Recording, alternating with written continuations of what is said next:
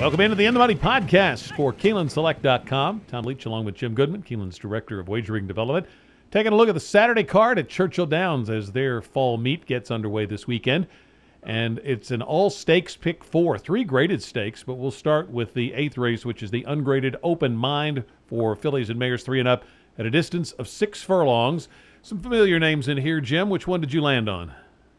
Yeah, they're familiar because they all came out of the same race, Roxalana at Churchill in June, and I couldn't separate those 3. Miss Kentucky, the 6, Vertical Oak, the 3, and a Stroll in the Park, the 7. They finished within a couple of lengths of each other in that race. A Stroll in the Park won it, but then she came back and they took her to West Virginia on West Virginia Derby Day, and she didn't run that great over there, dropped way off the buyer scale. So she might be a little bit over the top. I would worry about singling her because she won that race. So I think the 2 horses that ran behind her, because of back class, especially with Vertical Oak, you have to use in here. Miss Kentucky for Preston Madden has been off since that race, so I think she's due for a good return as well. I'm going to use those 3 horses. If I had to pick one, I think Vertical Oak would be my pick for Asmussen. A really nice race at Saratoga in the Honorable Miss handicap. Only lost to Finley's Lucky Charm by 2 1/4. Finley's Lucky Charm would be 1-5 in here. So I think Vertical Oak would be my pick. I would key her in the trifecta and use Miss Kentucky, a Stroll in the Park, and probably Our Majesty, the 5 horse for Ron Moquette. Horses ran at Prairie Meadows last time out, but ran really well at Oaklawn this summer, this winter. So Our Majesty would be my 4th pick in there. Yeah, that's the one I ended up taking a shot with. I like that 8-1 price in a field. I didn't think there was a real standout. Vertical Oak, I think, is at her best on tracks that have some moisture in them, and maybe she's not quite as good as in a dry track like she'll catch likely here on Saturday. So I'm going to try Our Majesty.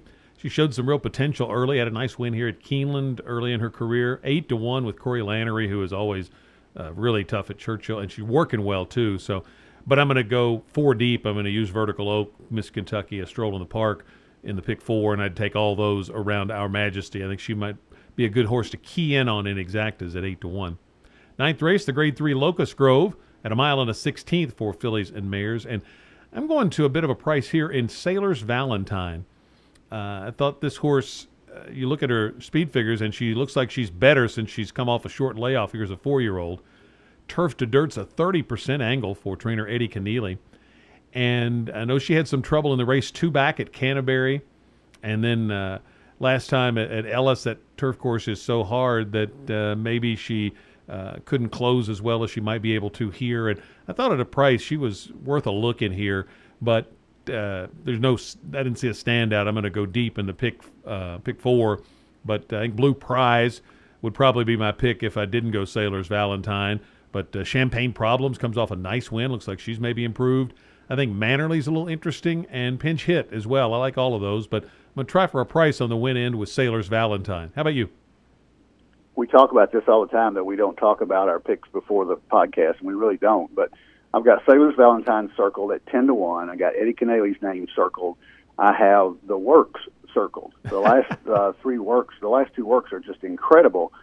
47 flat at Churchill and a 47-3, and they first a bullet works last 2 times out. So I got Sailor's Valentine circled as well. The thing that worries me, she doesn't. Her speed numbers are not as good on dirt as they have been on turf the last couple races.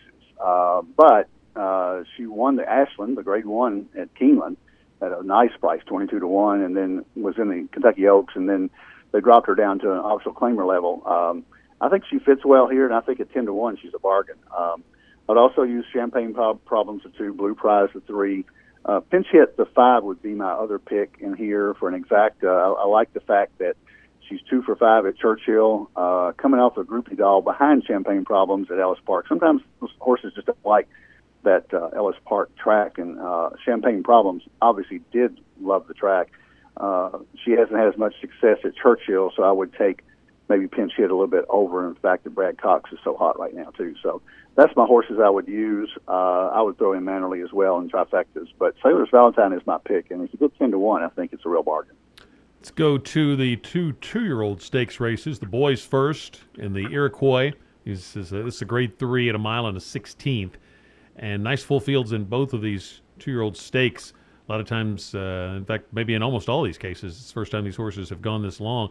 Who did you pick in the Iroquois?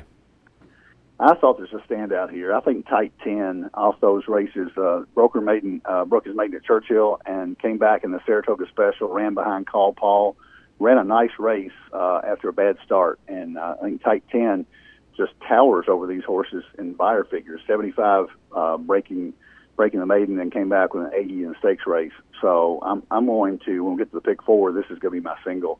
I think the other horses, you've got to look and see who might get better. I think Tobacco Road for Le Peru and Asmussen, not a great buyer figure, but won the Ellis Park Juvenile a few weeks ago after coming off a maiden special weight there. And Pole Setter for Cox and Giroux, Manny Wah for Wayne Catalano, and maybe, I hate this name, Hog Creek Hustle for Vicky Foley and Corey Lannery. Why would you name a horse Hog Creek Hustle? I guess there's a story there, but horse came from way out of it. Hard to close at Ellis Park on 5 furlongs, and this horse came from 5 3/4 out at the half mile to win by 3/4. So I think any of those horses could jump up. It looks like to me that Tight 10 is already seasoned. The only question is the stretch out, but none of them have gone a mile and 16th yet. Except Cairo Cat opened his campaign on the turf at Saratoga at a mile and 16. So Tight 10 is my bet here. I like Tight 10 a lot, too. I'm going to try to beat him with a horse that was on my horses to watch list. Put him on after the race at Ellis, and he showed back up this week in my email. So I'm going to go with my 6th Sense, the 5. I like horses that can win first time out at 7 furlongs, and Cassie's horses are generally better second time out. So this horse won at a difficult distance first time out for a trainer who usually does better in the second start. So it was a nice win for my 6th Sense down at Ellis. But Tight 10's definitely the one to beat. In fact, I'm just going to use those 2 when we come to the pick 4.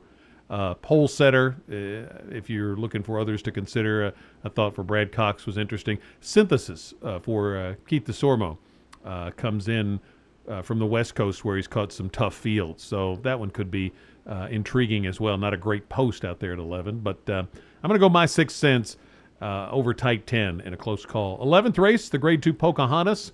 2-year-old filly's going a mile and a 16th. And I took a West Coast Invader here, Splashy Kisses. Doug O'Neill ships this one in. Drayden Van Dyke comes in to ride. Pedigree to love the stretch out being by Blame.